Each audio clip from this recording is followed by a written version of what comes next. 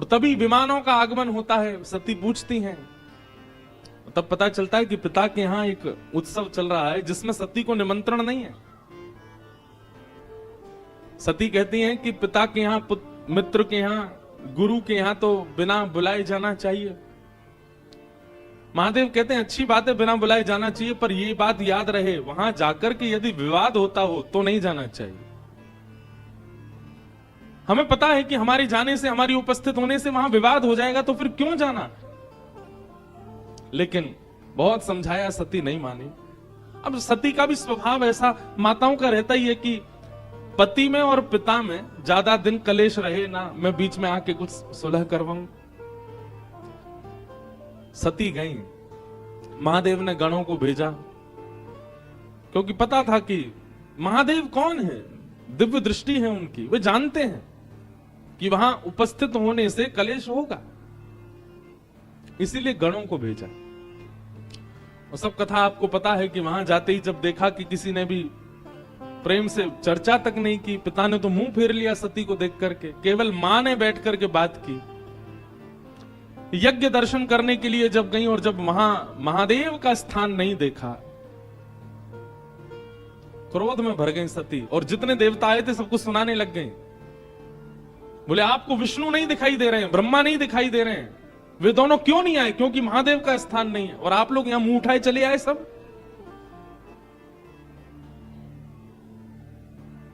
लोग कहते हैं कि सती ने यज्ञ कुंड में प्राण त्यागे नहीं।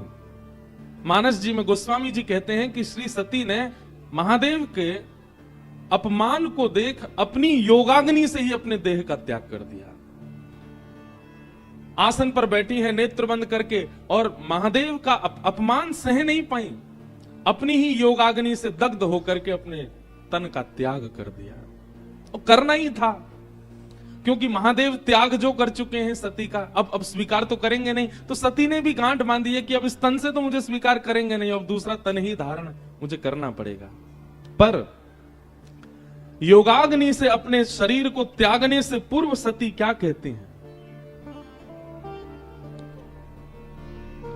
सती मरत हरि सन वर मांगा, सती मरत हरि सन वर मांगा, सती मरत हरि सन वर मांगा, सती मरत हरि सन वर मांगा। अपने तन को त्यागते हुए सती हरि का स्मरण करती हैं और वरदान मांग रही हैं। क्या? जन्म जन्म शिव पद अनुरागा, जन्म जन्म शिव पद अनुरागा, सती मरत हरि सन वर मांगा, सती मरत हरि सन वर मांगा, जन्म जन्म शिव पद अनुरागा, जन्म जन्म शिव पद अनुरागा। अपने तन को त्याग रही हैं सती, और उस समय हरि से प्रार्थना कर रही हैं, मुझसे अपराध बना। महादेव प्राप्त करने के बाद भी मैं महादेव के स्वरूप को समझ नहीं पाई, उनके अनुरूप बन नहीं पाई। हे हरि, आप केवल, आपके शास्त्र कहते हैं अंते यामति सा गति, अंत में जो मांगो, अंत में जो सोचो वो मिलता ही है। मैं केवल आपसे एक वरदान मांगती हूं, क्या? जन्म जन्म शिव पद अनुराग। शिव को पति रूप में नहीं मांगा, शिव को गुरु रूप में नहीं मांगा, शिव के चरणार बिंदों के प्रति अनुराग मांगा। सती ने ऐसा नहीं कहा है कि वो अगले जन्म में शिव अर्धांगिनी ही बन करके आए, बस वो जहां भी रहें वहां से ही शिव के चरणों के प्रति उनका अनुराग हो, ये मांगा।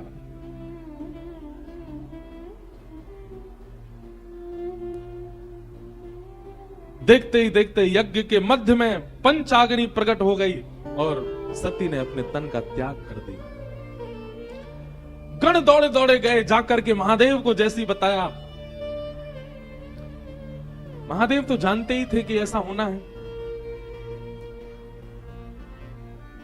गणों को आज्ञा कर दी, जाओ यज्ञ विध्वंस कर दो। यज्ञ का विध्वंस हुआ। दक्ष का सर धड़ से अलग कर दिया, नंदी का श्राप पूरा किया। भगवान ने आकर के यज्ञ की रक्षा की।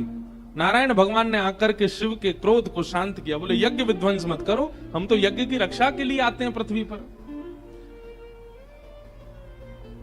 महादेव सती के श्री विग्रह को लेकर के प्रस्थान करने लगे। जहां जहां अंग गिरते गए, वहां वहां योग पीठ प्रकट होती गई।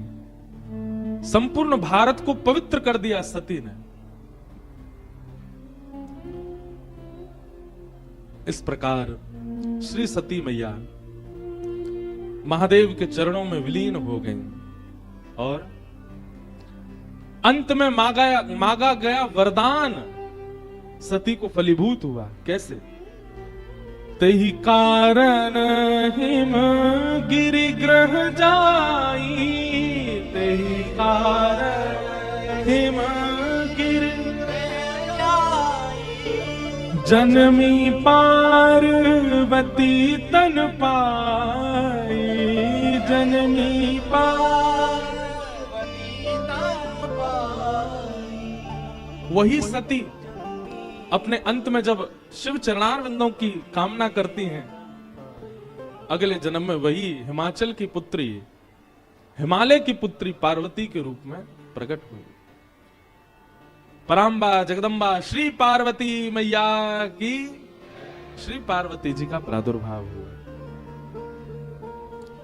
जब ते उमा शैल ग्रह जानी, जब ते उमा शैल ग्रह जानी, सकल सिद्धि संपत्ति तह छाई, सकल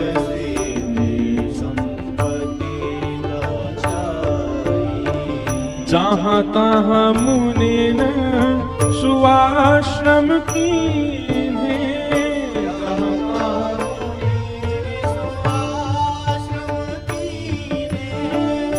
उचित वास हिम भूदर दीने, उचित वास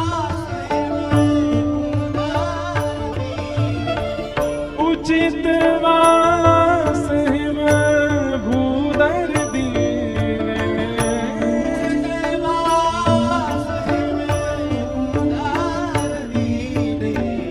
जब ते उमा शैल ग्रह जानी, जब ते उमा शैल ग्रह जानी, सकल सिद्धि संपत्ति तह छाई, सकल सिद्धि संपत्ति तह छाई। बहुत विशेष बात, पार्वती जी के हिमालय में प्रकट होते ही हिमालय का स्वरूप बदलने लगा। हमारे घर में संतान के आने पर घर का व्यवहार, घर का स्वभाव, घर के जनों के मन की स्थिति से पता चलता है कि बालक कैसा है। घर में बालक उत्पन्न होते ही माता पिता के मन में होता है कि अब हम कहीं घूमने जाएं, कुछ ऊधम मचाएं, कुछ उपद्रव करें या कुछ संसारी कामनाओं के प्रति रुचि बढ़ती है, तो कहीं ना कहीं बालक संसारी ही है। लेकिन जिस बालक के उत्पन्न होते ही मन में भाव आए, अब रामेश्वरम चलें, अब तो बद्रीनाथ चलें, थोड़ा वृंदावन होके आए, काशी विश्वनाथ प्रणाम करके आए, संत जनों को घर पर बुलाएं, घर बुला करके पधरामनी करवाएं, घर में सुंदरकांड का पाठ कराएं, रामचरितमानस कराएं। बालक के उत्पन्न होते ही ऐसी विचारधारा प्रकट होने लग जाए तो समझ जाना कि भगवत भक्त ही है, क्योंकि उसके आते ही सबकी विचारधाराएं परिवर्तित हो रही हैं। पार्वती जी के हिमालय में प्रकट होते ही, ये हिमालय जहां संतों का निवास अति बताया जाता है, हमें दिखता नहीं है, पर हिमालय में लाखों संत रहते हैं, गिरी कंदरा में रह करके भजन कर रहे हैं। ये कब से प्रारंभ हुआ? जब से पार्वती जी का वहां प्रादुर्भाव हुआ। ऐसी योजनाएं बनने लगी कि वहां भोगी व्यक्ति रह ही नहीं सकता। हिमालय में भोगी व्यक्ति नहीं रह पाएगा, हिमालय में तो योगी ही रह सकता है। और इन योगियों को अपने योग साधना के लिए अनुकूल हिमालय कब से लगने लगा? जब से पार्वती जी का प्रादुर्भाव हुआ। तो कई बार संतान घर में उत्पन्न हो, उस समय घर के सदस्यों की विचारधारा से पता चल जाता है कि संतान कैसी है।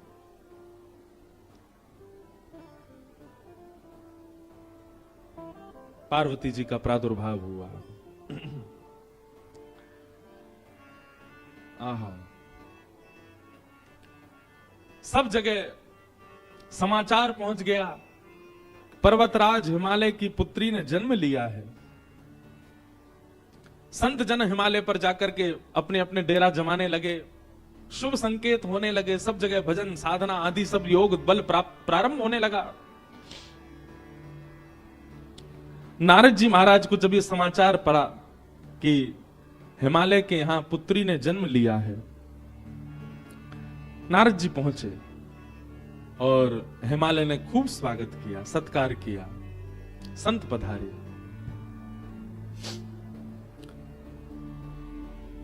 चरणों में प्रणाम करके अपनी कन्या को जैसे ही गोद में दिया, पूछा, महाराज इस कन्या के विषय में कुछ बतलाइए, ये कन्या कैसी होगी, इसके गुण बताइए, इसके बारे में कुछ कहिए ना। कह मुनि बहिस गूढ़ मृदु बानी,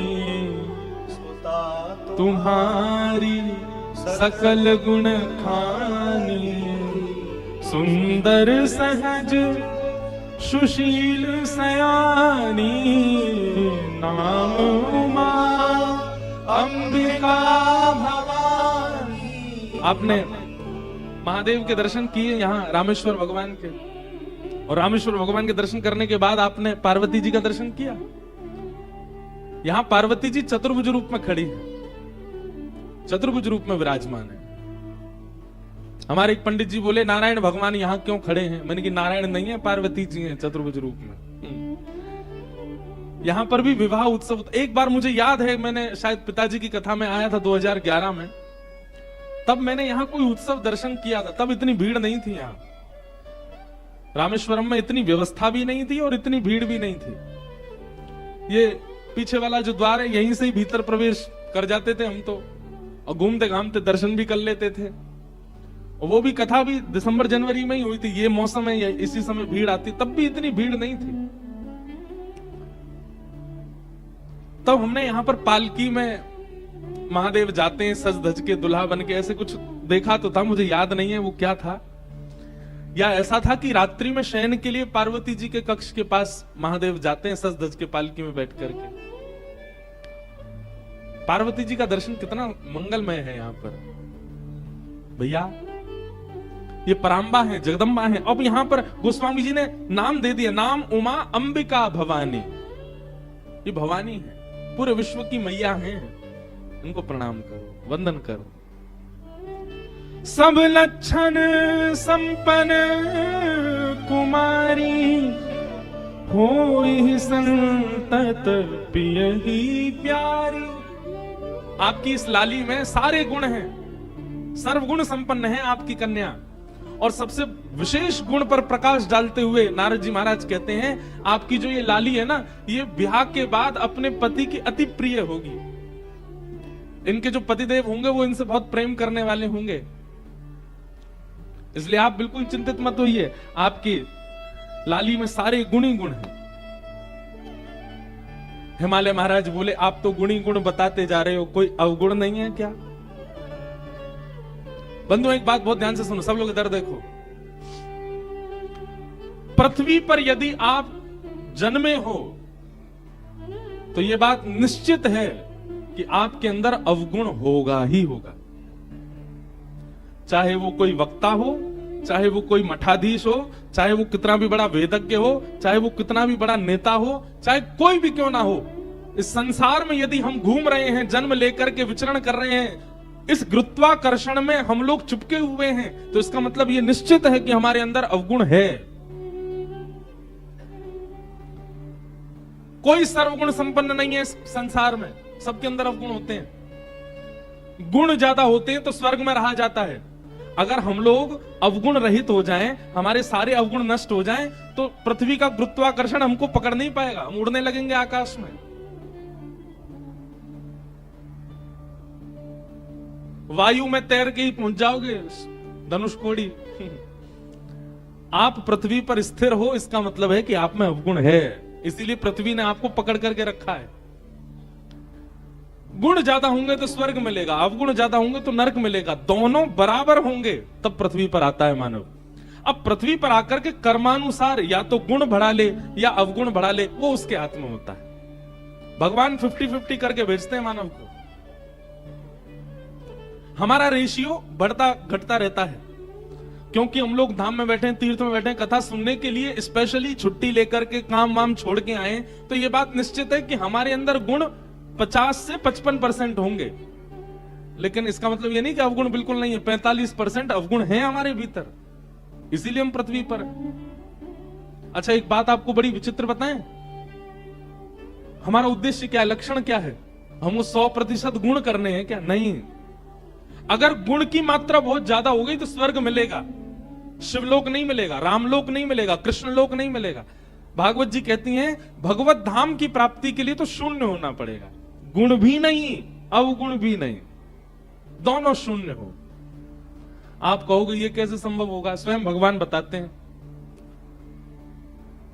असहाय की सहायता करके, परोपकार करके अपने पापों को कम करो।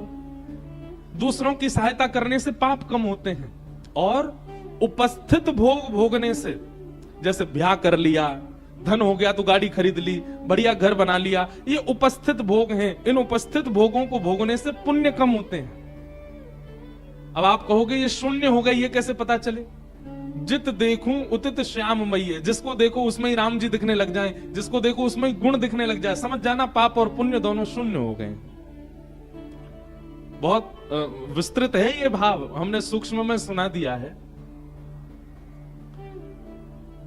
हिमालय जी बोले आपने तो पार्वती जी में सारे गुण ही गुण बता दिए, हमारी लाली में कोई अवगुण नहीं है। तब नारद जी महाराज कहते हैं, शैल सुलक्षण स्तुता तुम्हारी, सुनहु जे अब गुण दोई चारी। 2-4 अवगुण हैं, सुन लीजिए। बोले क्या? अगुण अमान मातु पितुहीना, उदासीन सब संशय छीना, जोगी जटिल अकाम मन लगन अमंगल वेश, अस स्वामी एहि कह मिलहि परिहस्त असिरेख। हमने आपकी लाली की हस्त रेखा देख करके 2-4 कुछ अवगुण हैं, उनको मैंने पढ़ लिया। आप कह रहे हैं तो मैं आपको बता देता हूं। हिमालय महाराज, नैना देवी थोड़े से संकोच में आ गए, बोले बताइए भगवान। बोले अगुण अमान मातु पितहीना, उदासीन सब संशय छीना। आपकी लाली का जिनसे ब्याह होगा वो कैसे होंगे? बोले अगुण, उनमें कोई गुण नहीं होगा, सारे गुणहीन। जैसे गुण किसे कहते हैं? हमारे दामाद जी बड़े सरल हैं, हमारे दामाद जी बड़े अच्छे हैं, हमारे दामाद जी बड़े बुद्धिमान हैं, हमारे दामाद जी बड़ा मीठा बोलते हैं, ये सारे दामाद के गुण हैं। आपके जो दामाद जी होंगे वो अगुण होंगे, उनमें कोई गुण नहीं होगा। आप किसी दूसरे से कह नहीं सकते कि हमारे दामाद जी में ये गुण है, अगुण। और अमान, मान रहित होंगे। कभी अगर दामाद जी आए और आप उनका स्वागत सत्कार नहीं करो तो उनको बुरा नहीं लगेगा, क्योंकि वो अमान है, वो मान रहित है। और तीसरी बात तो ऐसी बताई कि महाराज मैना देवी तो अपने छाती पे हाथ रख के बैठ गई। बोले क्या? मातु पितहीना, आपके जो दामाद जी हैं उनके माता पिता नहीं है। आपके जो दामाद होंगे, मतलब आपकी लाली के सास ससुर नहीं होंगे। आज की कन्या होती तो खुश हो जाती, आज की कन्या होती तो बड़ी प्रसन्न हो जाती, बढ़िया हमारे सास ससुर ही नहीं है, केवल पति देव हैं। लेकिन नैना देवी बोली ये कैसा बेटा? बोले फिर ये इसका जन्म कहां से हुआ? बोले कि पूरे विश्व को यही जन्म देते हैं, आपके जो दामाद जी होंगे इनको कोई जन्म नहीं देता। मातु पितहीना, उदासीन सब संशयहीना, उदासीन है, अंतर्मुखी, इसको अंग्रेजी में कहते हैं इंट्रोवर्ट। अपमान सम्मान इनसे कोई, बहुत सम्मान कर दो तो प्रसन्न हो जाए ऐसा भी नहीं है, अपमान कर दो तो बुरा मान जाए, नहीं, कुछ नहीं। दाल रोटी खिला दो तो भी राजी, कुछ मत खवाओ भूखे रखो तो भी राजी। ऐसे उदासीन होंगे आपके दामाद जी। जोगी जटिल अकाम मन नगन अमंगल भेष। नारद जी को इतना सच भी नहीं बोलना था, पहले ही डरा दिए माता पिता इतने।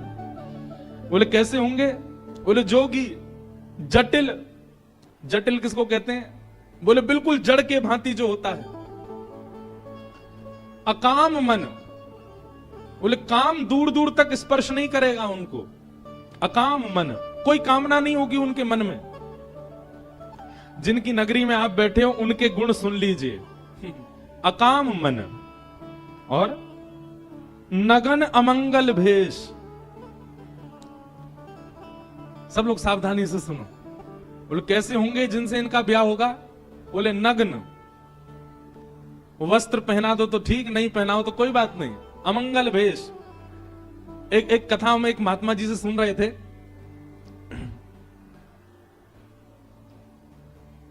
प्रभु श्री राम जब चित्रकूट पहुंचे तो चित्रकूट को देख करके राम जी को बहुत अच्छा लगने लगा। बोले ये बहुत बढ़िया जगह है। लक्ष्मण जी से कहा, लक्ष्मण जी तुम जाओ, जाकर के यहाँ कोई राजा हो या इस नगर के कोई स्वामी हो, उनसे एक बार परमिशन ले लो कि हम यहाँ रह लें, और अगर वो कह दें कि रह लो तो कैसे रहना है उसका कुछ नियम हो तो बता दें। लक्ष्मण जी महाराज चित्रकूट में विचरण करते करते जैसे ही गए, इतने में ही महादेव आ गए वहां पर। और महादेव एक जोगी के भेष में बैठे थे और दूर दूर तक तो कोई मानव दिखा नहीं। लक्ष्मण जी ने जैसे ही महादेव को देखा तो महादेव को देख करके उनको लगा, वो पहचान नहीं पाए कि महादेव हैं, उनको लगा कोई मानव दिखा तो। दूर से उन्होंने कहा, सीताराम, इस चित्रकूट नगरी में रहने के क्या नियम है, कृपा करके हमें बता दीजिए। तो वर्णन करते हैं कि महादेव अपनी जीभ निकाल करके और अपने गुप्तांगों को पकड़ करके नृत्य करने लगे, उछल उछल करके। लक्ष्मण जी देख करके भयभीत हो गए। बोले कि भैया जी कैसा व्यक्ति है? हमने तो इनसे पूछा कि यहाँ कोई नगर वासी हो तो बताओ, उसके बारे में कुछ बताओ। ये कैसे जीभ पकड़ करके और अमंगल स्थान का स्पर्श करके नृत्य कर रहे हैं हमारे सामने? लक्ष्मण जी को क्रोध तो आया कि थोड़ा हम कुछ लड़ाई झगड़ा कर लें, मारपीट करें, इस प्रकार से हमारा अपमान कर रहे हैं। पर उन्होंने सोचा कोई नहीं, राम जी से जाके एक बार बता दे। दौड़े दौड़े लक्ष्मण जी आए। बोले पूरे नगर में कोई तो मिला नहीं हमको, एक जोगी मिला। राम जी बोले अच्छा, तो जोगी ने क्या किया? बोले हमने उससे पूछा कि भैया ये नगर में कौन, यहाँ के राजा, यहाँ रहने का क्या नियम? वो तो अपनी जीभ पकड़ करके और ऐसे अपने गुप्त स्थान को पकड़ करके नृत्य करने लगे। राम जी जोर से हंसे। लक्ष्मण जी को हृदय से लगा के बोले, अरे तुमने साक्षात महादेव का दर्शन किया है। साक्षात महादेव है, उनके रूप को पहचानना बहुत मुश्किल है। बोले महादेव थे तो इस प्रकार से कौन नृत्य करता है? राम जी बोले, भैया तुम समझे नहीं, समझदार को इशारा काफी, वो इशारा करके बता रहे थे।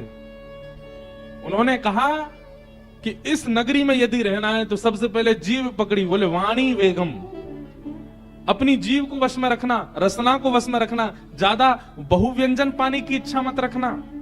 जीव पकड़ करके उन्होंने वह बताया।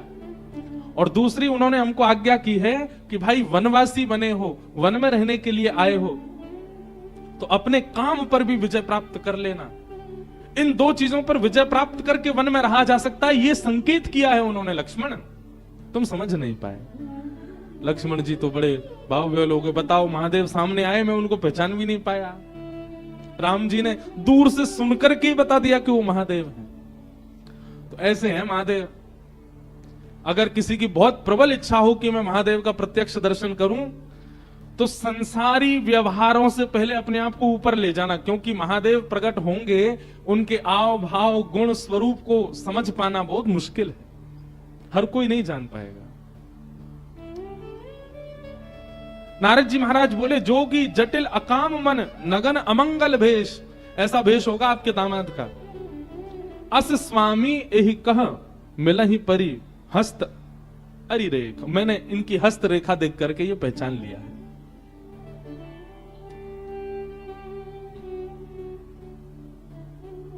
नैना देवी, हिमालय महाराज तो बिल्कुल नेत्रों में आंसू आ गए। ऐसी सुकोमला, ऐसी प्यारी पुत्री, और उस पुत्री के लिए ऐसा वर बता रहे हैं। नारद जी कुछ करिए ना। ये तो पूरा माता पिता को जीवन भर यही प्रतीक्षा रहती है कि हमारी बेटी कितनी भी सुंदर हो, कितनी भी योग्य बने, पर उसका दामाद, उसका जो पति हो वो बहुत सुंदर आवे, बहुत सहज आवे, उसके अनुकूल आवे। आप कैसा बता रहे हैं? हमको तो बड़ी घबराहट हो रही है मन में।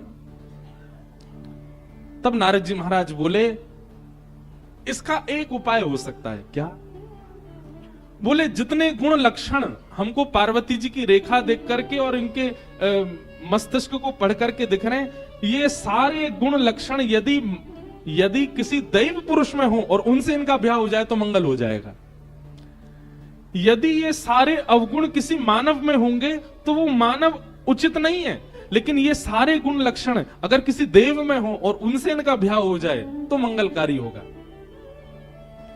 हिमालय बोले, ये सारे अवगुण किसमें हैं? बोले, इनको अवगुण नहीं है। ये अवगुण संसार में हो तो अवगुण है, पर यही अवगुण यदि किसी देव में चले जाएं तो सारे सद्गुण बन जाते हैं। और ये सारे अवगुण जो यहां सुने गए हैं सब महादेव में घटित होते।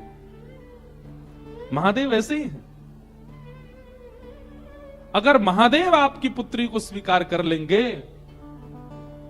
तो इनकी हस्तरेखा और इनकी जन्म कुंडली भी सत्य हो जाएगी और देव भी नहीं, महादेव प्राप्त हो जाएंगे। लेकिन उसके लिए आपकी पुत्री को तप करना पड़ेगा। महादेव की प्राप्ति ऐसे नहीं हो जाएगी। जे जे वर के दोष बखाने, ते सब शिव पही में अनुमाने। जो विवाह संकर्षण हो, दोष गुण सम कह सबको। हमने जितनी बात बताई है, अगर ये किसी मानव में होंगे तो सारे दोष हैं, पर अगर ये शिव में घटित हों और उनसे इनका ब्याह हो जाए तो सारे अब सद्गुण हो जाएंगे, सद्गुण हो जाएंगे। शंभु सहज समरथ भगवाना, एह विवाह सब विधि कल्याणा। अगर शंभु से आपकी पुत्री का ब्याह हो जाए तो इनका कल्याण हो जाएगा।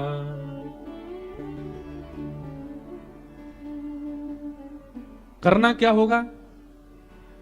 जो तप करें कुमारी तुम्हारी, जो तप करे कुमारी तुम्हारी, जो तप करे कुमारी तुम्हारी, जो तप करे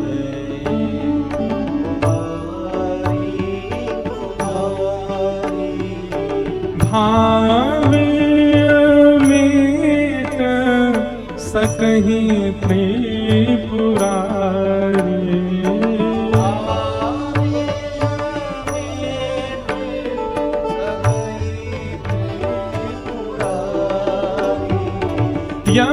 यद्यपि वर अनेक जग माही,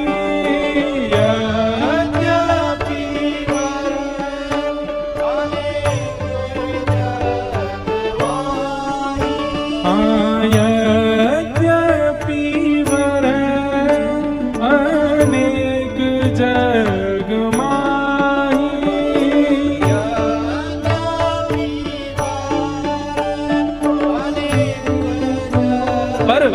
आपकी पुत्री के लिए यही कह शिव तज दूसर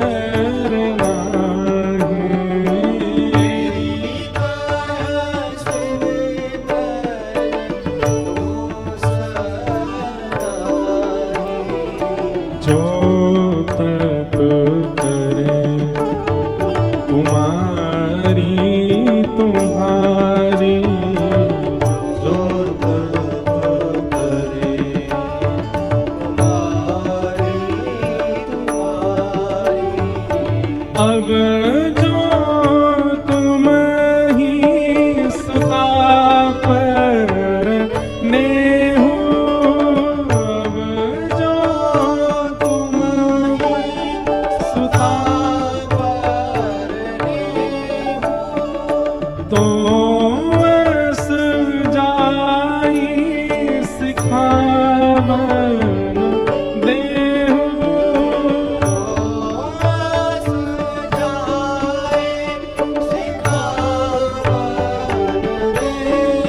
हे मैया, अगर आपको अपनी पुत्री से बहुत प्रेम है तो आप जाइए, जाकर के पुत्री को समझाइए कि वो तप करना प्रारंभ करे, नहीं तो उसके हस्त कमल में, उसकी कुंडली में जो सारे दोष उसके पति में बताए गए वो सारे दोष रहेंगे। अगर उसने तप किया तो तप के प्रभाव से उसको देवादिदेव महादेव प्राप्त होंगे और उसके सारे पति के अवगुण सगुण बदल जाएंगे।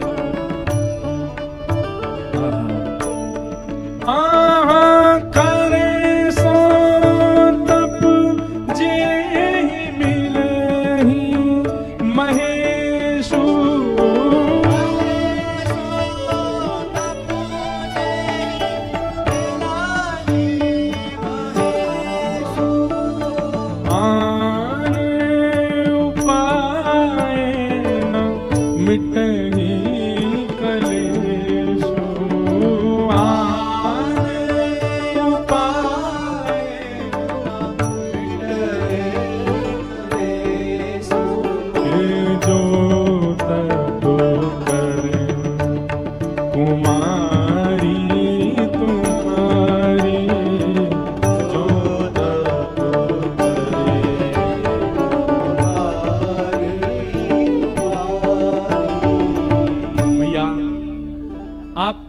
लाली के होने वाले वर में जो जो दोष हैं वो केवल और केवल अब तप से ही दूर हो सकते हैं। तब से महादेव प्रसन्न होंगे और महादेव बिहाने के लिए आ गए, सारे अवगुण सगुण बन जाएंगे। आप जाओ, जाकर के अपनी पुत्री को कहो कि वो तप करना प्रारंभ करे। ये व्रत की जो परंपरा है ये पार्वती जी से ही प्रारंभ हुई है। सुयोग पति की प्राप्ति के लिए जो व्रत किए जाते हैं ये पार्वती जी से ही प्रारंभ हुए। अब एक बात कह दें, बुरा नहीं मानिएगा, लेकिन आपने खूब व्रत किए फिर भी नहीं मिले वैसे जैसे चाहिए थे, तो सबसे पहली बात तो मन में विचार करके व्रत नहीं करना है, ऐसे ही पति चाहिए। ठाकुर जी पे छोड़ो, ठाकुर जी आप कृपा करके जैसे प्रदान कर देंगे हमें स्वीकार है। बस हम व्रत कर रहे हैं कि हमारा भक्ति भजन भाव उसमें कटौती करने वाले पति ना मिले हमको, उसमें श्रेष्ठ मिल जाए। लेकिन खूब व्रत किए उसके बाद भी आपके भजन में, आपके संकीर्तन में, आपकी कथा में विक्षेप डालने वाले यदि मिल रहे हैं तो निश्चित है कि व्रत में कोई चूक रही है आपसे। पार्वती जी ने व्रत किया, नारद जी के वचन मान करके नैना देवी ने जाकर के पार्वती जी को समझाया और पार्वती जी सौभाग्य मान करके, देखो एक बात बहुत ध्यान से सुनिएगा सब लोग, इधर देखो, नाम जप, तीर्थ यात्रा, कथा श्रवण, संत चरण और व्रत नियम अनुष्ठान, ये पांचों क्रिया नियम मान करके नहीं करनी चाहिए। फिर से सुनिए, नाम जप, तीर्थ यात्रा, कथा श्रवण, संत पदरामनी, संतों के चरणों में प्रणाम आदि, और व्रत नियम अनुष्ठान, ये सब केवल नियम मान करके नहीं करने चाहिए, सौभाग्य मान करके करने चाहिए। आप तीर्थ किस लिए जा रहे हो? अभी वो महीना आता, पितृपक्ष का महीना आता, पूरी दुनिया गया जी जाती है, सौभाग्य मान के नहीं जाते हैं। किस लिए जाते हैं? नियम है कि हम वहां जाकर के तर्पण करेंगे तो हमारे जो पितर हैं वो मुक्त हो जाएंगे। पूर्णिमा के दिनों पर महाराज गिरिराज जी में इतनी भीड़ होती है, लोग परिक्रमा करते हैं गोवर्धन बाबा की, क्यों? नियम है, पूर्णिमा के दिन करो। भाई दूज के दिन जमुना जी में स्नान करते हैं, क्यों? नियम है, बहन भैया हाथ पकड़ के स्नान करेंगे तो यम द्वितीया के दिन स्नान करते हैं तो उससे बहन भैया का प्रेम बढ़ता है। नियम मान करके तीर्थ यात्रा नहीं करनी चाहिए, सौभाग्य मान करके। उतनी प्रसन्नता, उतना उत्साह चित्त में होना चाहिए, अरे हम रामेश्वरम जा रहे हैं, जाकर के महादेव का दर्शन करेंगे, समुद्र में स्नान करेंगे, धनुष कोड़ी का दर्शन करेंगे, सीता कुंड का दर्शन करेंगे, आदि आदि सब भाव दर्शन करेंगे, ये सौभाग्य मान करके जाना चाहिए। दूसरा, नाम जप भी नियम नहीं, बस फेर रहे हैं, गुरु जी कह के गए 12 माला रोज करनी है, 18 माला रोज करनी है, और महाराज घिसे जा रहे हैं, जल्दी पूरी हो फिर आगे काम के लिए जा, नहीं, नियम मान के नहीं, सौभाग्य मान करके करो। तीसरा, कथा श्रवण। अब क्या बताएं, हमको हमारे रिश्तेदार कथा करा रहे हैं, सुनने तो जाना पड़ेगा हमको, नियम मान के नहीं, सौभाग्य, हमारा सौभाग्य है हम रामेश्वरम में कथा सुनने के लिए जा रहे हैं। संतों के चरणों में प्रणाम। अब भगवा वेशधारी हैं, जटाधारी हैं, उर्दपुंड लगा रखा है, इनको प्रणाम करना ही पड़ेगा? नहीं, सौभाग्य मान करके। हमारा सौभाग्य कि ऐसे महापुरुष को हम प्रणाम कर पाए। और ठीक वैसा ही व्रत, नियम, अनुष्ठान, इनमें भी नियम प्रधान नहीं, सौभाग्य प्रधान। जैसे लोग एकादशी का या प्रदोष का या सोमवार का व्रत करते हैं, तो उसमें यह नहीं होना चाहिए आज रविवार है जितना हो सके खा लो, कल तो सोमवार है भूखा रहना पड़ेगा हमको। आज सोमवार है खूब पेट भर के खा लो, रात में 4 रोटी ज्यादा खा लो, क्यों? कल तो मंगलवार है भूखा रहना है हमको। ऐसे नहीं। जिस दिन आपका व्रत है उस दिन आपको अत्यंत सौभाग्य, अत्यंत प्रसन्नता लगनी चाहिए कि मेरा सौभाग्य कि मैं एकादशी करता हूं, मैं सोमवार के व्रत करता हूं। सौभाग्य मान करके यदि आप व्रत नियम अनुष्ठान करेंगे वो व्रत फलेगा, और केवल नियम मान करके उसको करेंगे उसका कोई लाभ नहीं होगा। मेरे सामने रोटी मत खाओ, मेरा व्रत है, आपकी रोटी देख के मेरा मन कर रहा है खाने का, ये काय बात का व्रत फिर आपका? आपके सामने 56 व्यंजन रख दिए जाएं, लेकिन आपको गौरव हो, नहीं मेरा व्रत है, मैं तो आज व्रत में हूं, आज स्पर्श नहीं करना। वो प्रसन्नता दिखनी चाहिए व्रत की, तब व्रत फलता है।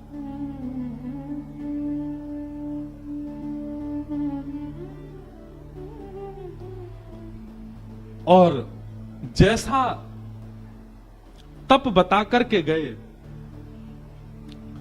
उर्धर उमा प्राणपति चरणा जाई विपिन लगी तप करना। पार्वती जी अपने हृदय में श्री महादेव का चिंतन करके निकल पड़ी हैं तप करने के लिए।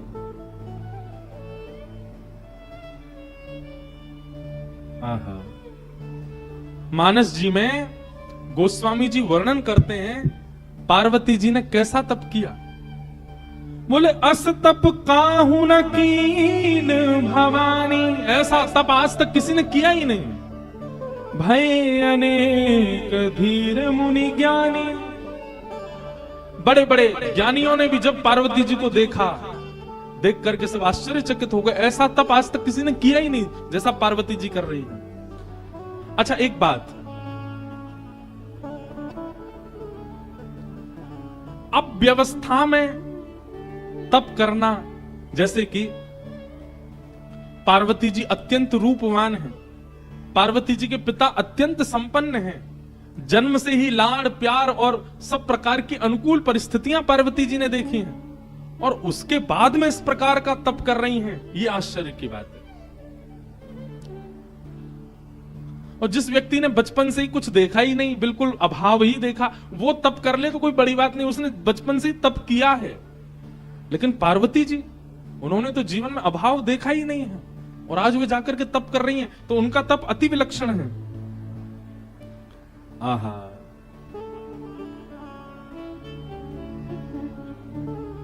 पार्वती जी का ऐसा तप हुआ, उस तप के बाद आकाशवाणी होने लगी। बोले हे पार्वती जी, हे जगदम्बा पराम्बा, हे हिमालय पुत्री, आप जिस कारण से तप कर रही हैं आपका तप निश्चित पूर्ण होगा, और जिनकी प्राप्ति के लिए आप तप कर रही हैं वो आपको प्राप्त होंगे। पार्वती जी के विषय में बताया गया। और अब यहां महादेव की स्थिति सती जी के जाने के बाद की बता रहे हैं। जब ते सती जाई तनु त्यागा, तब ते शिव मन भयउ विरागा। एक तो महादेव पहले से ही वैराग्य रूप में रहते हैं, लेकिन सती के प्राण त्यागने के बाद अब महादेव और बीतराग हो गए और वैराग्य में आ गए। जपहि सदा रघुनायक नामा, जहां तहां सुनहि राम गुण ग्राम। राम जी का स्मरण करते हैं, और जहां भी कथा होती है महादेव बिन बुलाए पहुंच जाते हैं और पूरी कथा श्रवण करते हैं, केवल राम राम राम चिंतन करते हैं। ऐसे बीतराग, ऐसे वैराग्य में महादेव जाते चले गए। ऐसे ही चलते चलते चलते बहुत समय निकल गया। बंधुओं, गोस्वामी जी महाराज आगे जो वर्णन कर रहे हैं उस भाव को पढ़कर के एक मन में भाव आता है। हम भजन की श्रेष्ठता किसमें मानते हैं? हम भजन की श्रेष्ठता मानते हैं कि हमारे भजन से हम जिसका भजन कर रहे हैं वो प्रकट हो जाए। हम इसी को भजन की श्रेष्ठता मानते हैं। राम जी का इतना स्मरण किया, इतना ध्यान किया महादेव ने। प्रगटे राम कृतज्ञ कृपाला, प्रगटे राम कृतज्ञ कृपाला। कैसा रूप? रूपशील निधि तेज विशाला, रूपशील निधि तेज विशाला। बहु प्रकार शंकरी सराहा, बहु प्रकार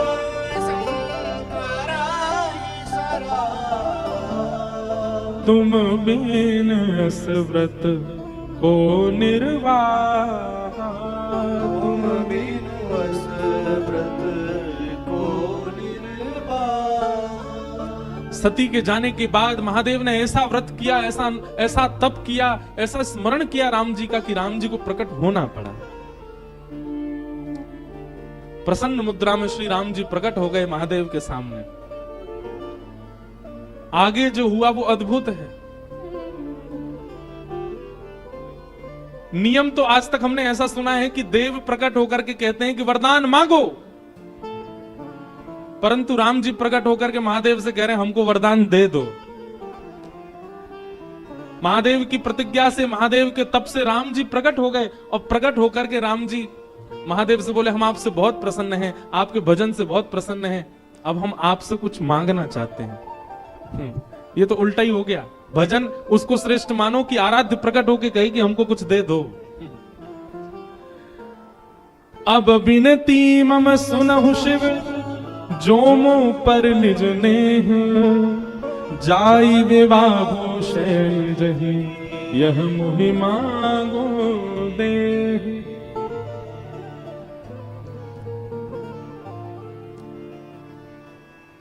कितनी अच्छी बात। हमने ठाकुर जी की इतनी आराधना की, हमने गिरधर लाल की इतनी आराधना की कि श्री गिरधर लाल जी प्रकट है करके हमसे मांग रहे हैं। परब्रह्म देने के लिए संसार को आते हैं, पर जब प्रेम से कोई पुकारता है तो परब्रह्म देने नहीं आते, मांगने आते हैं। कुछ मांगो। राम जी मांग रहे हैं, हे शंकर जी आपने इतनी तपस्या की, मैं बहुत प्रसन्न हुआ, मुझे कुछ दे दीजिए। शंकर जी हंसने लगे, बोले क्या आपको क्या दूं, आपके पास तो सब कुछ है। बोले बस हम कुछ मांगना चाह रहे हैं, वो हमको दे दीजिए। बोले क्या चाहिए? बोले जाई विवाहु शैलजा, हिमाचल की पुत्री, हिमालय की पुत्री पार्वती जी से आप जाकर के विवाह करो। बस यही वरदान हमको दे दीजिए कि हम इन नेत्रों से आपका विवाह देखना चाहते हैं, आप जाकर के विवाह कीजिए। शंकर जी जैसे ही राम जी के वचन सुने, वचन सुनकर के शंकर जी ने कोई दूसरा विचार मन में आया नहीं। मात पिता गुरु प्रभु की वाणी, विनहि विचार करिए शुभ जानी। गोस्वामी जी कहते हैं माता पिता गुरु की आज्ञा का पालन करना एक बात है, पर माता पिता गुरु की आज्ञा को शुभ जान करके पालन करना ये विशेष बात है। पिताजी कह रहे हैं ऐसा करो, मां कह रही है ऐसा करो, गुरु कह रहे हैं ऐसा करो, अब उनने कहा है करना तो पड़ेगा। वो आपको भार नहीं लगना चाहिए कि माता पिता ने कहा मुझे करना पड़ेगा। यहां पर एक शब्द जोड़ दिया गया, शुभ जानी। मां यदि कह दे ऐसा करो तो उसमें अपना शुभ ही जानिए कि नहीं ऐसा करूंगा तो ही मेरा शुभ होगा। पिता ने ऐसा कहा, वो करने में आपका यह भाव होना चाहिए मेरा शुभ ही होगा, और उस क्रिया को कर दीजिए। कई बालक हमारे पास आते हैं, वो आके कहते हैं हमने पिता की आज्ञा मानी और आज पिता की आज्ञा मानने का ये परिणाम कि हम पीछे रह गए, हम ये नहीं कर पाए, हम वो नहीं कर पाए। शास्त्र कहते हैं कि माता पिता की आज्ञा मानो, हमने तो मानी थी पर हम तो पीछे रह गए, हम तो कुछ कर ही नहीं पाए। इसीलिए गोस्वामी जी ने एक शब्द जोड़ दिया, मात पिता गुरु प्रभु की वाणी, मानिए पर कैसे? बिना ही विचार, उस पर विचार नहीं होना चाहिए। करिए शुभ जाने, उसको शुभ जान करके करो।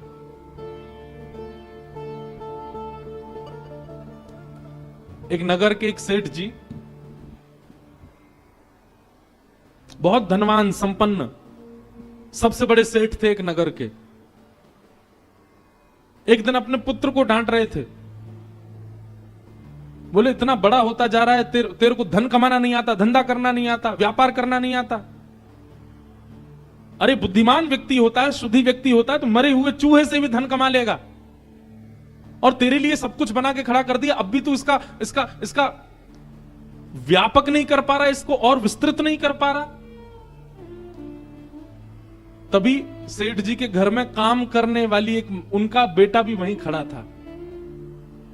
सेठ जी की बात सुन रहा था। सेठ जी कह रहे थे, बोले विवेकी व्यक्ति मरे हुए चूहे से भी धन कमा लेगा। काम करने वाली के पुत्र ने मन में विचार किया, इतने बड़े नगर के सेठ, इतने धन कमाने वाले ये सेठ जी कह रहे हैं मरे हुए चूहे से धन कमाया जा सकता है, तो जरूर इनकी बात में सत्यता होगी। उस बालक ने क्या किया, संकेत ही कर रहे थे, मरा हुआ चूहा कहीं पड़ा था। उस बालक ने वो चूहा उठा लिया, दासी के पुत्र ने, और उस पर विचार नहीं किया कि इससे पैसा कैसे कमाना है। सेठ जी ने कहा इससे पैसा मिलेगा तो मिलेगा, और लेकर के चूहा वो चलने लगा। हम आपको ये बात बताना चाह रहे हैं कि बड़े जनों की बात पर अगर आप बिना विचार किए केवल विश्वास कर लेते हैं तो उसका परिणाम क्या होता है। दासी पुत्र चूहा लेकर के आगे जाने लगा। इतने में आगे से एक और सेठ जी आ रहे थे, उनकी बेटी साथ में थी। बेटी की गोद में बिल्ली लगी थी, और बिल्ली जो है वो खोंचा मार रही थी, भूख लग रही थी उसको। बेटी ने अपने पिता से कहा, मेरी बिल्ली बहुत भूखी है, देखो अब जल्दी घर पहुंचना है पिताजी, ये बहुत खोंचा मार रही है मुझे। तभी देखा सामने से एक छोटा सा बालक हाथ में मरा हुआ चूहा लेके आ रहा है। तो उन सेठ जी ने बालक को रोका, बोले सुनो, हम तुमको 10 रुपया देंगे, तुम ये मरा हुआ चूहा दे दो, हमारी बेटी की बिल्ली भूखी है। और जेब से 10 रुपया निकाल के बालक को दे दिए, मरा हुआ चूहा बिल्ली खा गई। बालक समझ गया, बोले सेठ जी ने कहा था, और उनके कहने से देखो मरे हुए चूहे से मैंने 10 रुपए कमा लिए। आगे कथा बहुत बड़ी है कि फिर उस बालक ने 10 रुपए से कुछ लकड़ियां खरीद ली। उन लकड़ियों की जरूरत किसी यज्ञाचार्य को थी, उसको जाकर के बेच दी, वहां से 100 रुपया कमा लिए। उसने और लकड़ी खरीद ली, लकड़ी का पूरा एक भंडार बना लिया, जिन जिन को आवश्यकता होती बेचने लग गया। एक दिन उन्हीं सेठ जी के माता जी की मृत्यु हो गई, उनके अंतिम संस्कार के लिए लकड़ी चाहिए थी, पर इतनी वर्षा हो रही थी कि कहीं सूखी लकड़ी मिली नहीं। तभी ढूंढते ढूंढते लोग इस बालक के पास आ गए। अब ये बड़ा हो चुका था, इसने कुछ लकड़ियों को वर्षा से संभाल के रखा था। लकड़ी मांगी तो इसने बहुत दाम मांगे, बोले कि इतना पैसा दोगे तो दूंगा, नहीं तो नहीं दूंगा, क्योंकि इतने दिनों से बहुवृष्टि हो रही है, बारिश की, लकड़ियों का अभाव है। जो दाम उसने कहा वो दाम सेठ जी ने दिया। बोले हमारी माँ का अंतिम संस्कार होना, तू बोल, तो उतने खूब ऊंचे दाम मांगे और माँ का संस्कार कर दिया सेठ जी का। उस दाम से उसने लकड़ी का सबसे बड़ा व्यापारी बन गया। तो वही बालक एक दिन जब बहुत बड़ा व्यापारी बना तो बेटा बेटा सोचने लगा, कहां मैं एक दासी का पुत्र था, आज मैं सबसे बड़ा व्यापारी हूं। ये सब प्रारंभ कहां से हुआ। तब उसने सोचा, ओहो, वो सेठ जी जिनके यहां मेरी मां काम करती थी, वो अपने बालक को डांट के कह रहे थे कि चूहा से, मरे हुए चूहा से धन, वहीं से मैंने सबसे पहली कमाई मेरी वहीं हुई थी, 10 रुपया कमाए थे मैंने। आज अपने गुरु जी को प्रणाम करके आऊं।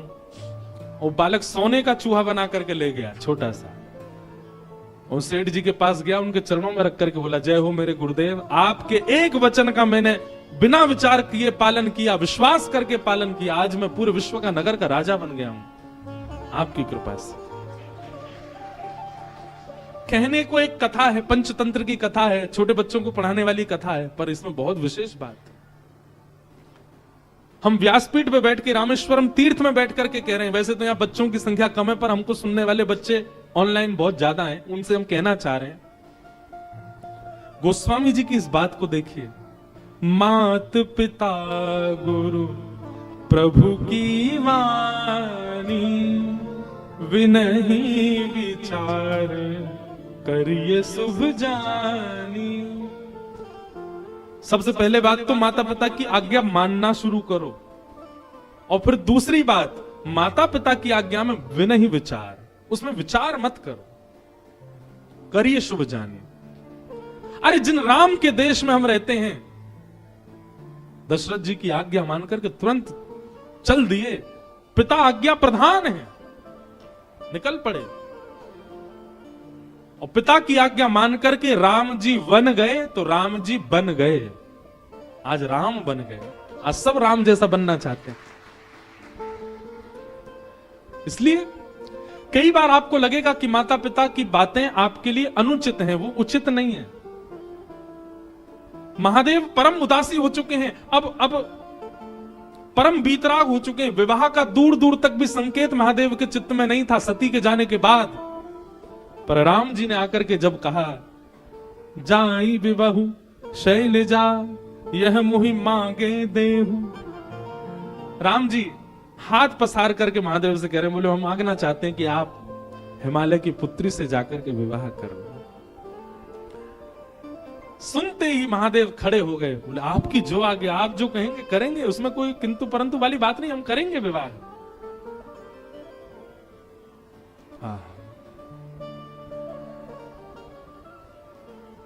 राम जी की पावन छवि को अपने हृदय में विराजमान करके राम जी की आज्ञा मानने को स्वीकार हो गए महादेव। सप्त ऋषियों को बुलाया, और सप्त ऋषियों को बुला करके कहा कि राम जी ने एक कन्या ढूंढी है हमारे लिए, हिमालय की पुत्री है, आप जाकर के उसकी प्रेम की परीक्षा लेकर के आओ, कैसी है। सप्त ऋषियों को भेजा। आहा, सप्त ऋषि हिमालय की उस कंदरा में गए जहां पार्वती बैठ करके तपस्या कर रही थी। ऋषि ने गौरी देखी तह कैसी, मूर्तिमंत तपस्या जैसी।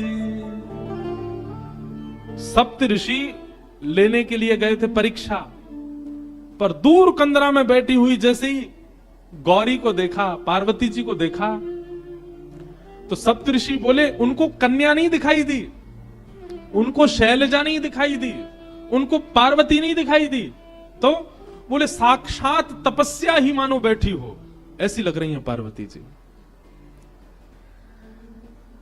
जिन महादेव, अच्छा एक बात बोले, महादेव को आज भी प्राप्त करना तपस्या से कम नहीं है।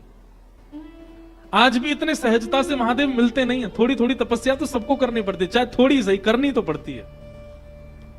हमको रामेश्वरम आना पड़ा तो आने में ही तपस्या हो गई।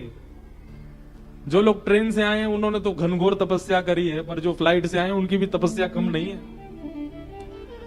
दिल्ली से उड़ो पहले मदुरई की, अब तो सीधी फ्लाइट है, पर बीच में पहले हम आते थे सीधी नहीं थी, पहले चेन्नई रुको, फिर चेन्नई से दूसरी फ्लाइट पकड़ो, फिर मदुरई आओ, फिर मदुरई से गाड़ी चला के लौट के आओ, फिर यहाँ की भीड़ भाड़ में लग के जैसे तैसे थोड़ा तप तो करना ही पड़ता है। बिन तप शिव नहीं मिलते। और शिव का स्वरूप क्या है? विश्वास। बिना तप के विश्वास प्रकट नहीं होता, तप तो करना पड़ता है। और जब अर्धांगिनी बनना है तो साक्षात तपस्या का रूप धारण करना पड़ेगा। सप्त ऋषियों ने जाकर के जैसे ही पार्वती जी को देखा तो कहने लगे, बोले कि ऐसा लगा ही नहीं कि कोई स्त्री बैठी है, कोई कन्या बैठी है, कोई गौरी बैठी है, कोई हिमालय की पुत्री, ऐसा लगा साक्षात तपस्या ही बैठी है।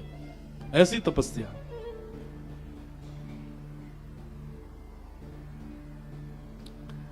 सप्त ऋषियों ने पहले तो देख करके आनंदित हो गए, लेकिन कहा कि महादेव की आज्ञा है, जाकर के इनकी परीक्षा लें।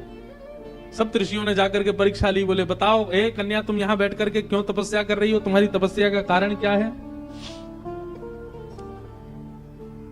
पार्वती जी कह रही हैं,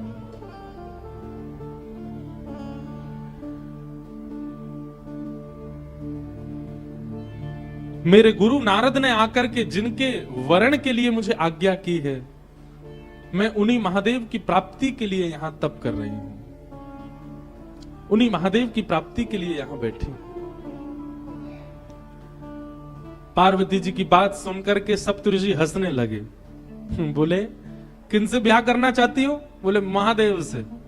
बोले वो महादेव जिनका रहने का ठिकाना नहीं, खाने का ठिकाना नहीं, पीने का सोने का ठिकाना नहीं, भभूति रमा करके जो रहते हैं, भूत प्रेतों के बीच जो रहते हैं, अरे जिनके ऊपर छत भी नहीं है, आकाश ही जिनकी छत है, ऐसे महादेव जिनके खुद के पहनने के वस्त्र दूसरे नहीं होते, उनसे तुम ब्याह करना चाहती हो? भूखी रह जाओगी, भोजन तक नहीं मिलेगा तुमको। कैलाश में रहते हैं, इतनी शीतल हवा चलती है वहां, ओढ़ने के लिए कंबल तक नहीं मिलेगा, भोजन करने के लिए अन्न तक नहीं मिलेगा। महादेव की जितनी अप्रशंसा हो सकती थी, ऋषियों ने महादेव की आज्ञा से की पार्वती जी के सामने। उनसे ब्याह करने का क्यों मन बनाती है? हमने तुम्हारे लिए उचित वर देखा, तुमने तपस्या तो की, तुम्हारा तप व्यर्थ नहीं जाएगा। हमने तुम्हारे लिए एक उचित वर देखा है, उससे तुम्हारा ब्याह करा देंगे। सप्तऋषि बोले, हमने तुम्हारे लिए देखा श्रीपति नारायण, शंख चक्र गदा पद्म नारायण, वैकुंठ निवासी, दूषण रहित सकल गुण राशि, श्रीपति पुर वैकुंठ निवासी। हे पार्वती, तुम्हारे लिए हमने सुयोग वर देखा, जैसा तुम्हारा रूप स्वरूप है, तुम जिनके बगल में खड़ी होकर के बिल्कुल सुसज्जित लगोगी, वो तो श्रीपति नारायण हैं, उनसे तुम्हारा ब्याह करा दे। श्रीपति नाम सुनते ही पार्वती जी हंसने लगी। वाह, हे ऋषियों, आप सबको मैं प्रणाम करती हूं। आपने अभी अभी कहा श्रीपति, श्री यानी कि लक्ष्मी, और उनके जो पति हैं, मतलब जो पहले से ही विवाहित हैं, आप उनसे हमारा विवाह करवाना चाहते हो? आप हमको आकर के मार्ग दिखा रहे हो कि कलेश करवाना चाह रहे हो? मतलब हम विवाह करके वहां वैकुंठ में जाएं और फिर श्री यानी कि लक्ष्मी और हमारे बीच में विवाद ही बना रहे? क्षमा करें, इस तप के बल हमको वो सब नहीं चाहिए। नारद वचन न मैं परिहरऊ, बसऊ भवन उर्जरो नहीं डरहु, गुरु के वचन प्रतीत न जये, सपने हूं सुगम न सुख निधते। पार्वती जी कह रही हैं, मुझे अपने गुरु पर बहुत भरोसा है। मेरे गुरु ने मेरे लिए जो चुना है, वो चाहे अब जैसा हो, मैं उसी के साथ रहूंगा। जो गुरु आज्ञा पर भरोसा नहीं करता, गुरु आज्ञा का पालन नहीं करता, उसको सपने में भी कभी उसका सफल नहीं हो सकता, उसका कभी मनोरथ सिद्ध नहीं हो सकता। मुझे अपने गुरु पर बहुत भरोसा है। भरोसो दृढ़ इन चरण के। बंधुओं, ये बातें ना आप लोग कथा में तो खूब भाव से सुनते हो, पर पालन नहीं करते, ये बात हम जानते हैं। हम लोग सारे नियमों का पालन कर लेते हैं, लेकिन विश्वास नहीं रखते ठाकुर के प्रति, गुरु के प्रति। जिन उमा पार्वती को आप देख रहे हैं, ये पार्वती जी को जाकर के आप कुछ मांगे चाहे ना मांगे, आज मेरे कहे से जाइएगा, महादेव का केवल दर्शन कीजिएगा, मांगने के लिए पार्वती जी के सामने जाइएगा और झोली फैला करके कहिएगा, माता पिता गुरु और शास्त्रों के प्रति हमारा अखंड विश्वास प्रकट हो। हे पार्वती जी, ये वरदान हमें प्रदान कर, क्योंकि विश्वास की साक्षात प्रदाता आप हैं। आजकल की माता जी होती तो अब तक सप्त ऋषियों की बात सुनकर के श्रीपति से ब्याह कर लिया होता। आजकल की माता जी तो ये सोचती है, ठीक है, श्री को हम देख लेंगे, हम ही अधिपत्य संभालेंगे वैकुंठ में, ऐसे के संग थोड़ी रहेंगी जिसकी इतनी निंदा कर रहे हैं सब लोग। अरे कहां तक कहें, पार्वती जी ने पहले तो गुरु विश्वास को अटल दिखाया कि मेरा मेरे गुरु के प्रति भरोसा है, वो जैसे भी चुन के लाएंगे मैं उनसे ब्याह करने को तैयार हूं। आहा, और यह पंक्ति तो इतनी अद्भुत है पार्वती जी की। जन्म कोटि लगी रगर हमारी, जन्म कोटि लगी रगर हमारी, वरऊ शंभुनत रहूं कुवारी,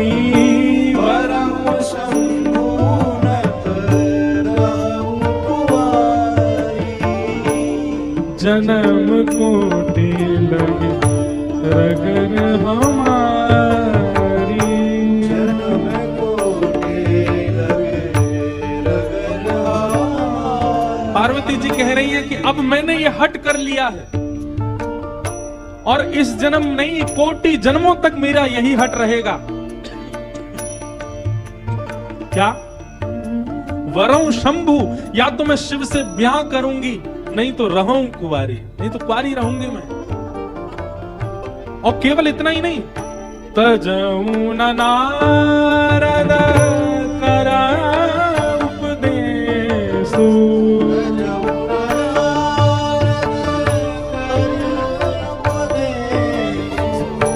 तजऊ न नारद करा उपदेशु,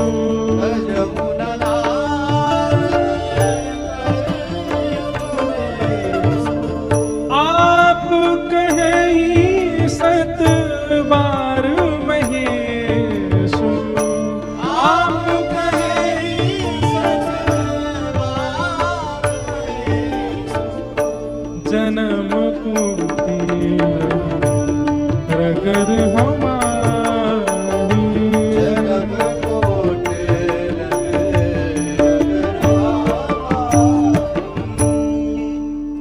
ये पंक्ति गाते हुए मुझे भागवत जी के रास पंचाध्याय का स्मरण होता है।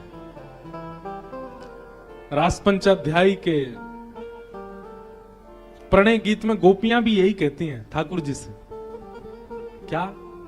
अब भले ही आप हमें स्वीकार ना करो, पर हम तो अब जन्म जन्म आपकी ही रहेंगे।